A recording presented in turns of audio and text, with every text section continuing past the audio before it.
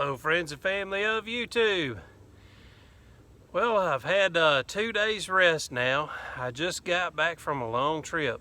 I went to do the world's longest yard sale. I went to, it's right outside of Chattanooga, Tennessee. It's a place called Signal Mountain. Man, it's beautiful. So, yeah, if y'all been wondering why I hadn't put out any videos for a while, I've been in a pasture for the last 12 days prior to this just getting back. So, man, you don't have any internet when you're out in a pasture selling junk.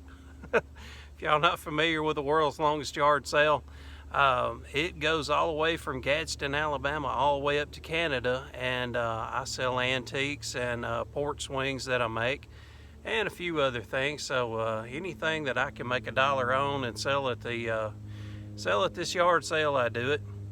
So what am I doing today? Well, today I am going to buy me a new pair of shoes. I have never owned Nike. I've never owned Adidas.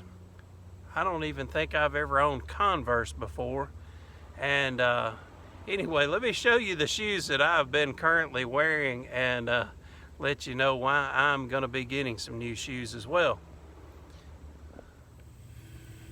Well, this is what I wear just about on a daily basis, and today I cut grass, so you can see I've got grass clippings all down through here, but these old boots started falling apart on me. These are Wolverines, and I have owned these pair of Wolverines for about, I don't know, somewhere around 5-6 years now, and man, I tell you what, if you've never owned a pair of Wolverine boots, fellas, I'm going to tell you they are awesome.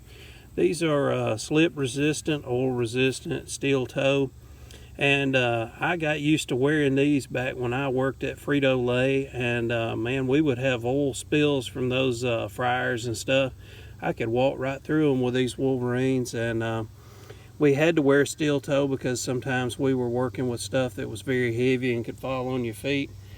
And hey, if you've ever gotten used to wearing steel toe shoes, it's hard to do without them.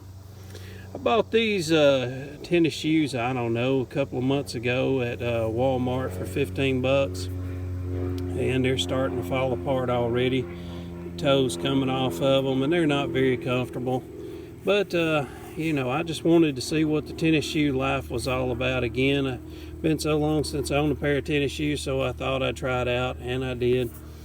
And anyway, I think today I'm going to go buy me a new pair because I have got another trip planned. So let me tell you about that trip. Well, 1 week from today I will be taking another trip, and I will be on it for 2 weeks. So I'm going to take you along with me, and trust me, this trip is not like anything I've done with you before. I am going to need a good pair of shoes because I'm probably going to be walking about 10 to 15 miles a day. So, man, with that being said, I'm going to have to go out and buy me a good pair of shoes. And I probably, hey, if they've got Wolverines there, I'll probably buy me a pair of the boots as well. I won't be taking those on the trip. But, hey, it's about time I got me a new pair. And like I said, I just got through spending 12 days out in a pasture selling junk, so if I can't reward myself with some good shoes after that much time, I don't know what it's worth doing. So anyway, let me take you along and see if we can't get some shoes, and if we can, that'll be awesome. So here we go. Well, as I said, I'm new at this, so hey, if I'm shopping at the wrong store, I'm sure I'll read about it in the comments. So I'm going to try this Hibbett Sports, see what they've got in there, and maybe I can find the shoes for me. Oddly enough, my ex-wife, not the woman y'all knew as Purdy, she was not a wife, she was a long-time girlfriend, but anyway, my ex-wife works next door, so I'm going to try to skedaddle out of this vehicle and get in Hibbett's as quickly as I can. Me and my ex, we're okay. We don't have any hard feelings, but you know how it is. It does feel kind of awkward seeing your ex. Anyway, let's go in here and see what I can find. So right now I'm trying out Brooks. Never heard of them before, but man, they were pretty comfortable. But we're gonna see if they got a one size larger for me. And we're also going to try out some New Balance, see what's going on with that. So I do like the looks of especially these two here, so we're going to try that out. Well, I found me a pair of shoes at the Hibbett, so let's see what I got. Man, look at there. Boy, ain't those a nice pair of shoes. Well, actually, these are my old ones. I liked the new pair so well, I said, man, I've got to wear these out of the store. So I stuck my old ones in it. And even went to Walmart next door and did a little grocery shopping. And I'm going to tell you something. When you've never had a good pair of shoes in your whole life, and it's not that my parents never wanted to buy me a good pair. I was just always the humble type that I didn't ever want to ask for them. But man, I tell you what, I almost got a tear when I was in Walmart walking around at these new shoes. So there's what I got. The brand is called Brooks, and man, I tell you what, they are really, really nice. They've got a good support to them. I know what I'm going to have trouble with is keeping this white part here clean, but they did give me some stuff that you can scrub on there periodically and it cleans your shoe right up, so that shouldn't be too big of a problem. One thing I'm not used to is, of course, this mesh type setup here. You know, it's easy for your shoes to get water in there and your toes to get wet, but that's pretty much what every company is doing these days, is making these mesh type shoes. So, but man, these were the most comfortable that I could find, and it did cost me a good little bit, but man, I'm really tickled with them. If you go to Hibbett's and you go find you something that you like there, you can go on your smartphone, go online, and you save 20%. So that worked out pretty good.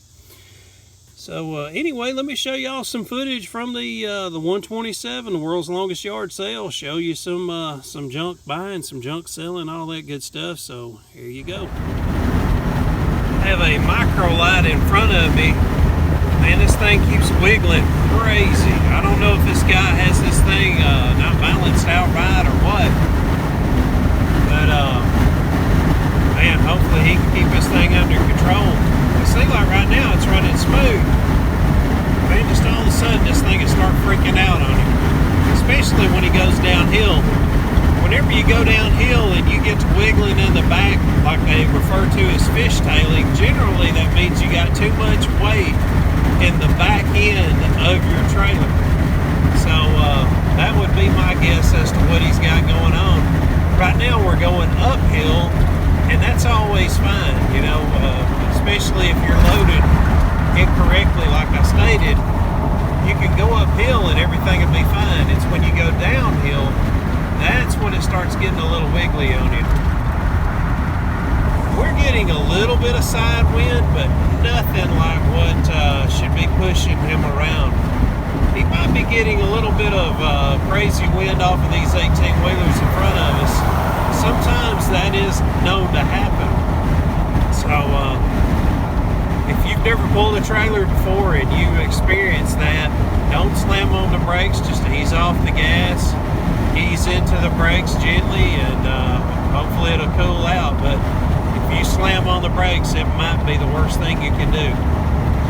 So anyway, I'll keep my eyes on this guy, and hopefully everything will stay fine. He's done good ever since I pulled the camera out. But man, right before I got the camera out, man, he was really wiggling crazy on this thing. Anytime we get to a new spot, there's always a happy little dog around. She gets to digging holes and carrying on. Muppy, what are you doing? Huh? What are you doing? You done got all kind of excited, hadn't you, girl? I want to share one of my favorite tricks with y'all about signs. If you ever get a sign that doesn't have any, it's got raised letters like a car tag or whatever, but it doesn't have any paint on it, what you can do is take you a piece of chalk, just like school teacher chalk. You can take it over the raised letters and just drag it across the raised letter part. Man, I tell you what, it looks cool when you get done. It gives it an effect that makes it look like it's aged paint on there. Now, if you want to clear coat it when you're done, what you have to do is you have to spray real fast and let it dry. Spray fast, let it dry. If you stay spraying in one spot, it will make the chalk run and look horrible. But if you do a small very fast spray, it will actually stay on there. So let me finish it up and I'll show you the finished results. And there's the finished product, and of course as I'm doing this, a lot of the powder will fall in between the letters, so you just blow on it every now and then to blow the white powder off of there. And like I say, now what I'll do is I'll take a clear coat and just go real fast on the first few sprays, because if you spray going slow, it will make this run. So pretty neat. You can also go through an outline of it as well. You can go all the way around the outer edging here if you want to kind of give it an outline. But to me, it's a better looking sign than it was before. I don't like to alter signs, metal signs, but if they're to the point you can't read them, of course they're not going to be able to do anything with them. And there's a couple of pieces I picked up this morning. Folks, I sure appreciate y'all spending some time with me today. Thought I'd close out this video with showing you a little bit more footage of some of the stuff going on at the world's longest yard sale. The stuff I'm showing you here, that was my neighbor's booth, and man, he had some real good stuff, and I got a lot of footage that I'll be sharing with you in the next video to come. But hey, thanks for spending some time with me. Hope to see y'all again real soon, and don't forget, I've got a trip coming up. I'll have footage of that too. See y'all.